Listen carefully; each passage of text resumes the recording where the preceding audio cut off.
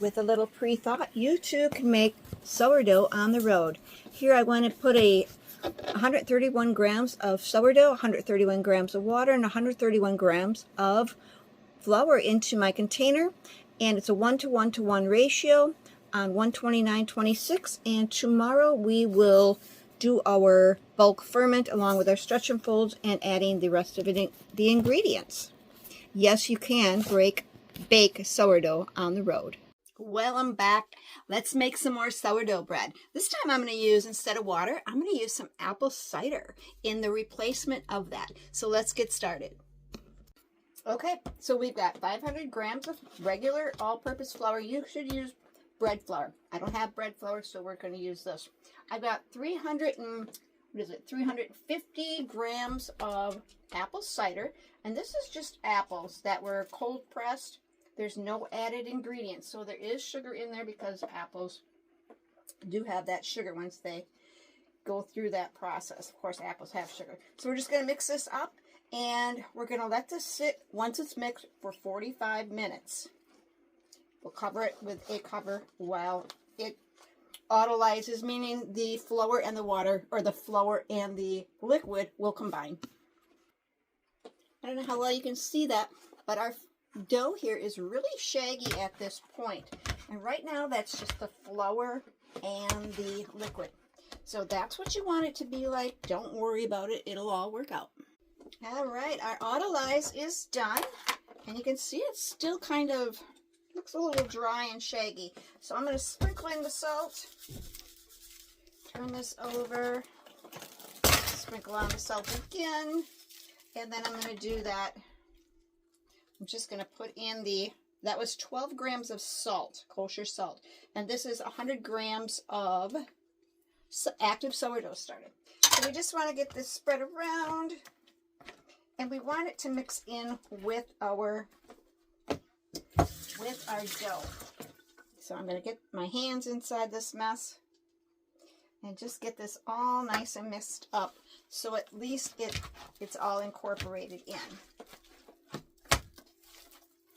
And because it's cool in here in the camper where we're doing our sourdough, it's a little bit, it's not as warm, or, well, it's not warm, that's for sure, but the dough is a little stiffer, I would say, and that's okay. So we're just going to do this, kind of get it mixed in as best we can. And I'm just pushing the sourdough into the flour and water with the salt. And that's it. Now we're just going to let this sit. I have a set of spoons. And since I'm doing 2 different loaves of bread in separate videos, I'm using these sets of spoons. So that'll... We're not doing anything with the spoons yet, but the spoons will be sitting here, and once I do in 30 minutes, I'll come back and do our first stretch and fold on our apple cider with freeze-dried cinnamon apple slices. So I've got my homemade freeze-dried apple slices, and these apples were grown on my apple trees, and they were sprinkled with cinnamon. I can show you what that looks like. I'm just going to take out a good handful, because we are going to put this into the apples. I'm not sure if I'm going to put it in during the stretch and fold, and I think I will. I think they'll be perfectly fine in the stretch and fold process. So I'm going to cut these up a bit. So the reason I'm going to put the freeze-dried apples in with the stretch and folds is because they are dried. If these were just apples that were fresh, then I probably would do it during the lamination, and that's just a process before we shape the dough, or during the shaping of the dough. So I think I can easily get away with adding this on the second stretch and fold. Well, we are going to do our first stretch and fold with our apple cider bread. My hand is wet. I'm just going to lift it up and let it drop, and we'll just kind of do a quarter turn. Now this is quite moist, so I think the next stretch and fold, it'll definitely benefit putting in the dried apple freeze-dried apple with the cinnamon. It's going to add a wonderful flavor to our bread. All right, so this is stretch and fold number 1. And it's kind of cool in here, so it's going to take a while to get this to do its thing. I'm just going to try to get all the rest that's in the bottom here kind of incorporated a little bit better. All right, so that's number 1. We're going to put our cover on, and we're going to put our biggest spoon on top, knowing that we only did 1. And we'll be back in 30 minutes. Welcome to stretch and fold number 2. You can see it's rather wet in there. I'm going to take our freeze-dried apple slices that have cinnamon on them, and you can buy your own at any store. Just going to do a little bit of there. I'm going to bring it up, let it stretch, fold it over, sprinkle some more on, and let it stretch. You kind of do like quarter turns. I know I'm not getting in the full view here. Let's put it all in there because this will go in, and it was a good idea to use the freeze-dried apples in this pretty wet mixture. So I'm pretty happy with that. And by the time all of our stretch and folds are done and the bulk ferment is done, you're going to see a lot less wetness in the dough. So we'll get this stretch and fold one more time, or on this round. I'm going to pull it up one more time, and then I'll cover it, and we'll do 2 more stretch and folds, and then we'll go on to our bulk ferment. Here we are. We are going to go to our 3rd stretch and fold. And you can see what that looks like. I'm going to get my hands wet.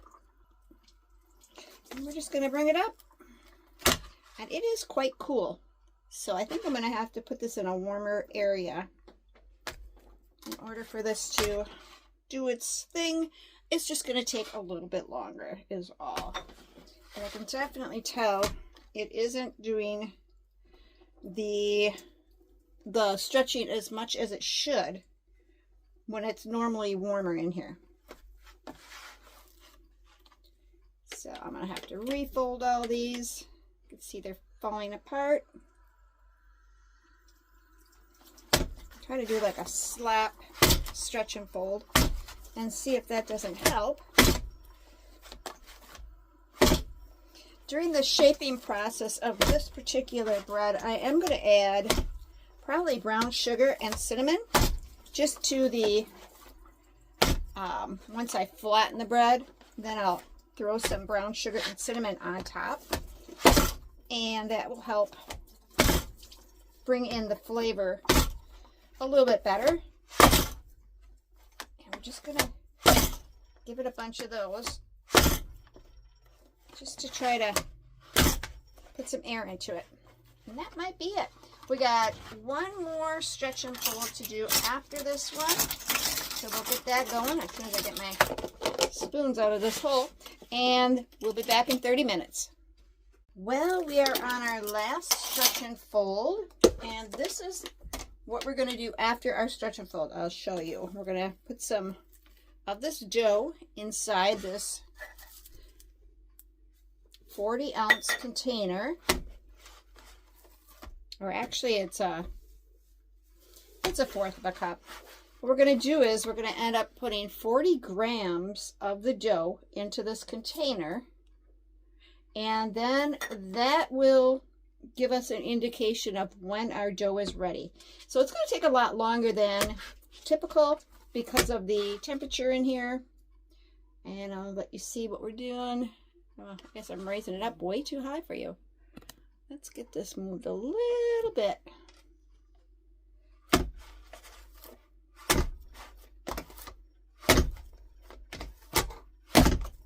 I've seen this before done where you slap it.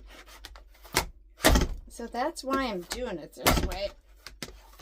I don't know. I've never had to deal with this cool temperature.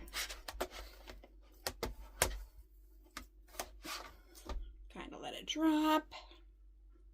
Sorry, you guys were out of the view of the camera the majority of the time. I'm just going to keep doing it. All right, good enough. All right, so we're going to take this is 1/4 of a cup measurement. 1/4 of a cup. I'm going to zero it out in grams, and I want 40 grams of this dough. So I'm going to pinch off some, put it in this little cup. We've got 18. I'm trying to get just the dough, but I'm sure I'll get some of the apple in there also. That is 35. We need about 5 more grams.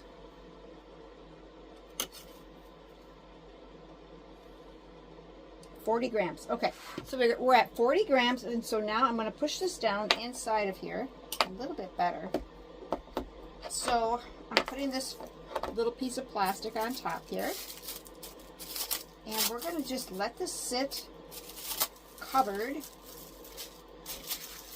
like that. So you can see it's inside there. When it gets to the top, it's going to rise and kind of bulge the plastic a little bit. You can see that, and then it'll mimic what we have here in our container. Now I'm going to close this a little bit better, keep our heat in, and I'll put that right on top. We're done with the measuring spoons. Put that right on top, and once I see that bulging, I'll know that it's time for us to do our next part. Well, it's time to roll out our dough. This has been both fermenting a good 15 or 16 hours, and that's just because it's so darn cold in here. So what I'm going to do is I'm going to flatten this out into a rectangle. I had to have a surface here, so we're using the parchment for a clean surface. I can see there's air bubbles in here, so that's good. And I'd say this dough doubled in size, and I can pretty much say it did double in size for the temperature that we had. Now, if I had done this in a temperature that was a bit warmer, I wouldn't have let it double completely. I would have probably only did a 30 or 50, maybe a 70% rise. But this is what I'm going for because it's so cold in here. So that doesn't make a difference. I did watch a video on that last night. So now that I've got my cinnamon and sugar on here, I'm just going to fold this. I'm going to have Mark hold this down, and I'm just going to fold it over and over.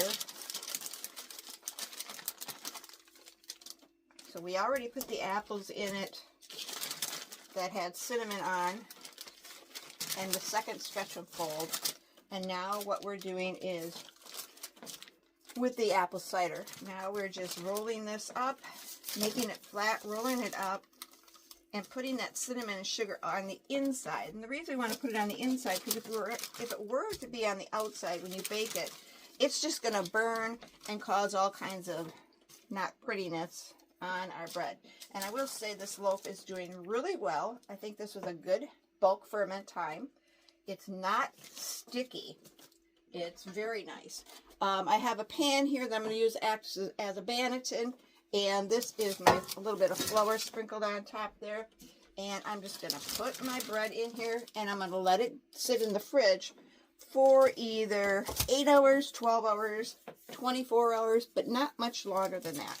So there you go, and then I'll cover it up, and we'll be back when it's time to take it out of the fridge. All right, here is the apple cider bread with the apple slices in there. And I took this out of the vehicle because we stored it in there to keep it cool, since I didn't have room in my fridge, and it looks perfectly fine. I've got my Easy Bake Oven going, and we'll get this in the oven as soon as it's warm enough. Well, I just took the apple cider bread out of the oven. It's looking mighty good from this side, but unfortunately, some of that brown sugar, or that sugar, did come out. And I do have, if I can get this turned over, a brown bottom. But we're not going to let that discourage us, and we will scrape that off. Nice to know that you can bake sourdough bread in an RV oven. Well, this is the apple cider bread. And if that isn't groovy, I don't know what is. Let's have a taste of this. So, tell me what you think.